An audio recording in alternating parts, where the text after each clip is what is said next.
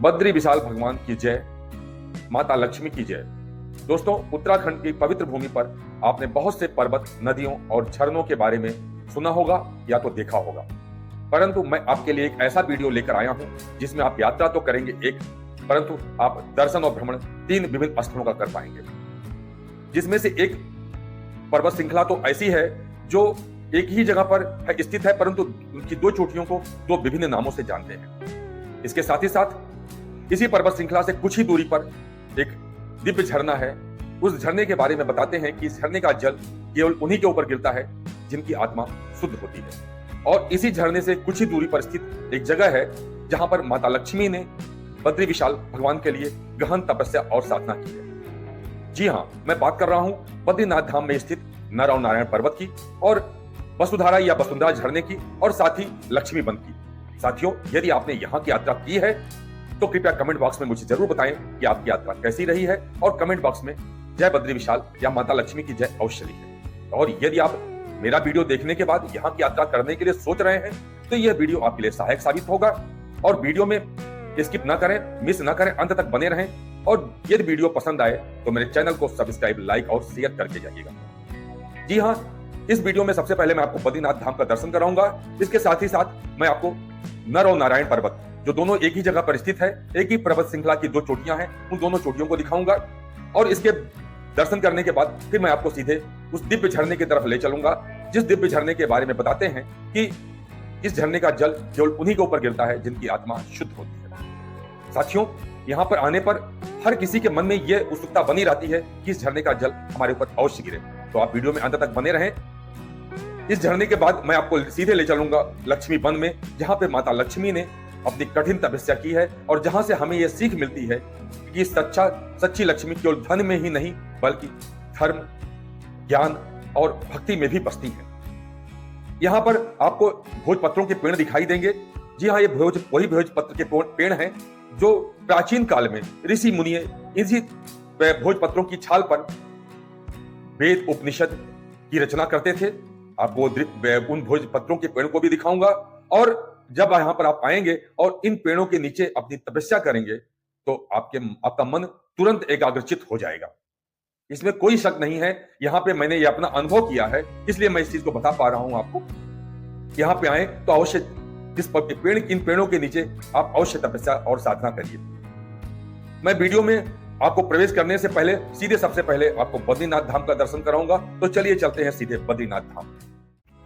हम आपको बद्रीनाथ धाम में लेके आ चुके हैं। बद्रीनाथ धाम बस स्टैंड से बद्रीनाथ मंदिर की दूरी तकरीबन 1 से 1.5 किलोमीटर की है, जो आप सुगमता से पैदल चलते हुए पहाड़ों का, बर्फ का नजारा देखते हुए आप सुगमता से मंदिर पहुंच सकते हैं। और जब कभी आप आते हैं यहाँ पे मंदिर में, तो यहाँ पे एक माता रानी का मंदिर जो आप देख रहे हैं इस समय, और इसके साथ साथ ये हनुमान जी का मंदिर जो आप देख रहे हैं, आप यहाँ पे भी दर्शन करें।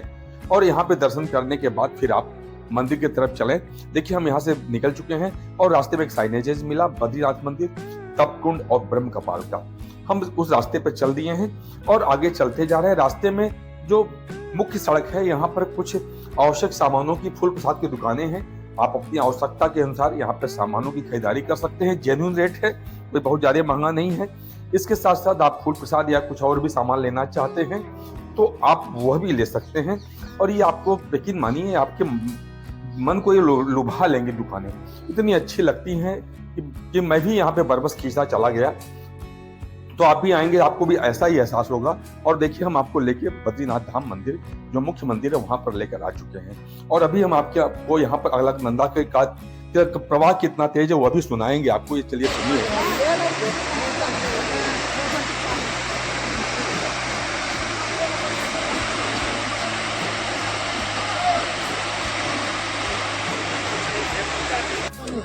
मैं आपको आज बद्रीनाथ मंदिर में नर और नारायण दोनों पर्वत को यहाँ पे दिखाऊंगा। अब देखिए, मैं आपको नर और नारायण पर्वत के बारे में बता दूं, लेकिन उससे पहले मैं ये बताना चाहता हूं कि मुख्य जो मंदिर है इसकी छटा शाम को जब बिजली के विभिन्न तरह कलर के रंगों का प्रकाश इस मंदिर की दीवारों पे पड़ता है तो मंदिर की छटा कुछ और ही निखर के आती है। बहुत ही आनंद आएगा। जब मैं आया था तो नवरात्रि का मौसम था, इसलिए भीड़ बिल्कुल भी नहीं थी। मैंने बहुत ही अच्छी तरह से दर्शन किया है और अगर आप कभी नवरात्रि में आएंगे तो आपको भी ऐसा ही मिलेगा। और ये मंदिर के पीछे का नजारा कितना बढ़िया है, कितना खूबसूरत है। पीछे पहाड़ है और इसके पीछे बादलों का है, बादलों का दृश्य देखे। और ये पीछे का जो दृश्य है यही वो नारायण पर्वत है। बद्रीनाथ धाम मंदिर के ठीक पीछे का जो पर्वत आप देख रहे हैं इस समय, यही नारायण पर्वत है। और अब अभी थोड़ी देर में हम आपको अपना कैमरा डाइवर्ट करते हुए नर पर्वत की तरफ ले चल रहे हैं। देखिए हमने अपने कैमरे को डाइवर्ट किया है और सीधे हम आपको नर पर्वत दिखा रहे हैं। बद्रीनाथ धाम मंदिर के सामने का जो पर्वत हो नर पर्वत है और जो पीछे का पर्वत हो नारायण पर्वत है। ये दोनों एक ही पर्वत श्रृंखला की दो विभिन्न चोटियां हैं जिनको दो विभिन्न नामों से जानते हैं। आप धाम में दर्शन करें और उसके बाद आप बद्रीनाथ में माणा पार्किंग में आकर टैक्सी से आप 50 रुपए देकर माणा गांव तक पहुंच सकते हैं। आप पैदल ही 1.5 से 2 किलोमीटर में सुगमता से घूमते हुए पहाड़ों का नजारा लेते हुए आप पहुंच सकते हैं। देखिए माणा गांव का बैक साइड का ओवरव्यू है जो मैंने शूट करके आपको दिखाया है, आप देखेंगे। और यहाँ पर जब आते हैं तो हर एक व्यक्ति का मन बरबस खींचा चला जाता है इन पहाड़ों पे, इन बर्फ की चोटियों पे।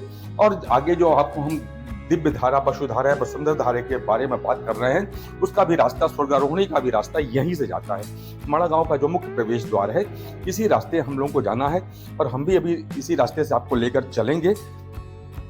तो यहाँ पे मैं बात कर रहा था उत्सुकता की, तो हर किसी दर्शनार्थी भक्त के मन में उत्सुकता रहती है कि दिव्य जो वसुधारा है, वसुंधरा धारा है, उसका उसके झरने का जल हमारे ऊपर गिरे। तो अभी उससे सबसे पहले हम आपको सरस्वती मंदिर में ले चलेंगे और सरस्वती नदी का प्रवाह कितना तेज है वो दिखाएंगे। आप वो भी देखेंगे, आप समझ पाएंगे। तो हमारे गांव से होते हुए हम सरस्वती नदी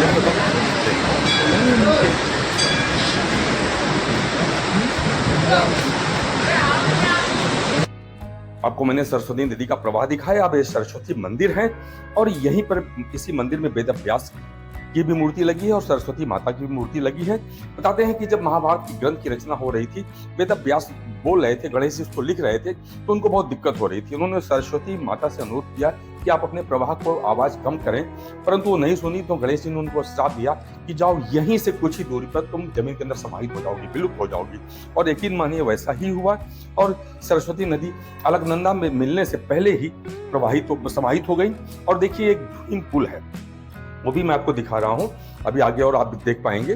तो यही वो भीम पुल है। इसी पुल से जब स्वर्गारोहणी की यात्रा कर रहे थे पांडव लोग, तो वो पार नहीं कर पा रहे थे। भीम पुल देखें तो भीम जी ने पत्थर रखा था, तब से इसका नाम भीम पुल पड़ गया और इसको उन्होंने पार करके स्वर्गारोहणी की यात्रा की। और ये देखिए स्वर्गारोहणी का प्रवेश द्वार है, वो आपको मैंने दिखाया। इसके साथ साथ 5 पांडव और द्रौपदी और युधिष्ठिर के पास जो श्वान था, कुत्ता था, उसका भी ये स्टैचू बना हुआ है, तो वो भी मैं आपको दिखा रहा हूं। बताते हैं कि कुत्ता स्वयं धर्मराज आए थे कुत्ते के रूप में 5 पांडव और युधिष्ठिर को लेने के लिए। तो ये स्वर्गारोहणी यात्रा का एक मोमेंटो है, ये आप देख सकेंगे तो आपको बहुत ही आनंद आएगा और आपकी भावना जगेगी, धार्मिक भावना जगेगी इस चीज को देखने के बाद। तो आपको ये देखने के बाद हम आपको दिव्य वसुधारा की तरफ लेकर चलेंगे और आपको मेरा प्रयास ये है कि आपको मैं हर दृश्य दिखाऊं जिससे आप इस धार्मिक यात्रा और ट्रैक के बारे में सब कुछ समझ पाएं। और ये देखने के बाद हम आपको सीधे वापस वहीं ले चलेंगे दिव्य वसुधारा की तरफ और आप देखेंगे उसका ट्रैकिंग थोड़ा सा कठिन है। तो मैं आपसे ये बोलूंगा, देखिए ये ट्रैकिंग स्टार्ट भी हो चुकी है। तकरीबन 2 किलोमीटर की ट्रैकिंग पे पत्थर बिछे हुए हैं, आप सुगमता से चल सकते हैं। पर मैं आपसे बता रहा था कि इसके लिए आपके पास ट्रैकिंग स्टिक और अच्छी ग्रिप वाले शूज होने चाहिए, मेडिसिन होनी चाहिए, वाटर बोतल होना चाहिए। ऑक्सीजन की कमी तो थोड़ा सा केयरफुल रहें और इनहेलर जरूर लेकर आएं। हम उस यात्रा पर चल चुके हैं, जगह जगह पर विश्राम करने के लिए स्थल भी बना हुआ है, वो भी विश्राम करते हैं लोग। और देखिए पहाड़ों की छटा, वो भी मैं आपको दिखा रहा हूँ। और इन दृश्यों में लोग अपने आप को कैद होना चाहते हैं और इन दृश्यों को कैद करना चाहते हैं। आप जब आएंगे तो आपके साथ भी ऐसा ही होगा। तो सभी लोग इन दृश्यों को अपने कैमरे में कैद करना चाहते हैं। बहुत ही खूबसूरत छटा निखरती है और दिखने में अच्छा लगता है। और इस रास्ते पर हम आगे चलते जा रहे हैं और इस रास्ते में अब देखिए यहाँ से आगे कोई रास्ता नहीं है। बुलडोजरों में पार करके हमें जाना पड़ेगा। इसीलिए मैं बोल रहा था कि ट्रैकिंग स्टिक और अच्छी क्वालिटी के ग्रिप वाले शूज होने चाहिए। इस रास्ते पे आगे चलते जाएंगे, अगर हमें जो भी कोई मिलेगा उसका भी हम अनुभव आपके साथ साझा करेंगे और आप समझ पाएंगे इस पूरी यात्रा को। और उस वसुधारा तक ले जाने के लिए यही एक रास्ता है, इसी रास्ते से हम आगे चल रहे हैं और आगे देखिए हमें जो मिलेगा उसका भी दिशागत और आपको उसका इंटरव्यू शेयर करेंगे। Ramana, you are from which country? Czech Republic. What is your feel experience right now for this trek? Very good. Okay, thank you very much. Okay. You are from Czech Republic? Okay. Hari Om, Radhe. मैंने आपको एक interview का experience जो था उनका share किया और देखिए बर्फ से ढकी हुई पहाड़ की चोटियां। कौन कहता है स्विट्जरलैंड इंडिया में नहीं है? Unity in diversity. आप आइए तो यहाँ पर पहाड़ों पर आप अपनी यात्रा को एक्सप्लोर तो करिए और देखिए हम उस यात्रा पर आगे चलते जा रहे हैं। मुझे एक ग्रुप और मिला जो यहाँ पर विश्राम कर रहा है, तो ऐसे ही लोग विश्राम करते हैं और आप भी जब थक जाएंगे तो आपका भी मन ऐसे ही करेगा कि हम भी कुछ देर पल यहाँ विश्राम करके और फिर अपनी यात्रा में आगे बढ़ें। तो ऐसा ही होता है और आपके साथ भी यकीन मानिए ऐसा ही होगा। और देखिए अब हम उस जिस दिव्य वसुधारा या वसुंधरा झरने की बात कर रहे हैं वहां तक पहुंच गए हैं और ये वो झरना है जो तकरीबन 400 फीट की ऊंचाई से, देखिए हम आपको ऊंचाई भी दिखा रहे हैं, 400 फीट की ऊंचाई से बहुत तेजी से ये झरने का जल यहाँ पर गिरता है।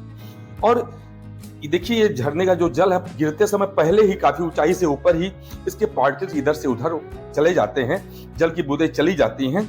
और एक चीज और इसमें जो रहस्य की बात है जो मैं बताना चाह रहा हूं कि यदि आप पूरब की तरफ खड़े हैं और हवा पूरब से पश्चिम की तरफ चल रही है तो आपके ऊपर जल इस झरने का नहीं गिरेगा।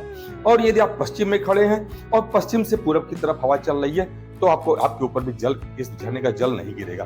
तो यही वो रहस्य है। आप ये हम बिल्कुल ना सोचें कि आपके झरने का जल अब मेरे ऊपर नहीं गिरा या मेरी आत्मा सोच नहीं, ऐसा नहीं है। ये हवा के ऊपर डिपेंड करता है। इसलिए आप जब कभी भी आए तो इस तरह से खड़े हो ताकि आपके ऊपर जल की गिरे। और देखिए एक और मैं आपको बर्फ से ढकी चद्दरों को चोटियों को दिखा रहा हूं और इसके आगे अब आपको हम लक्ष्मी वन की तरफ ले चलेंगे जहां माता लक्ष्मी ने बद्री विशाल प्रभु के लिए गहन तपस्या की थी। देखिए वो भोज पत्रों का पेड़ है, इसी के नीचे आप भी आए, आप भी साधना करें। और मेरा भी एक्सपीरियंस यही रहा, तुरंत मन एकाग्रचित हो जाता है। और इन भोज पत्रों की अब मैं अपने दर्शकों से अनुरोध करता हूँ यदि मेरा वीडियो पसंद आया हो तो मेरे चैनल को सब्सक्राइब, लाइक और शेयर करें। तो मैंने आपको भी दृश्य दिखाया और इस तरह से हम अपनी यात्रा को पूरे करते हुए वापस आ रहे हैं और आपको भी। और अब मैं आपसे अनुरोध करूंगा कि आपका एक्सपीरियंस इस वीडियो को देखने के बाद कैसा रहा, या आप यात्रा किए तो कैसा रहा वो भी शेयर करेंगे। और तब तक के लिए जय बद्री विशाल, जय बद्री।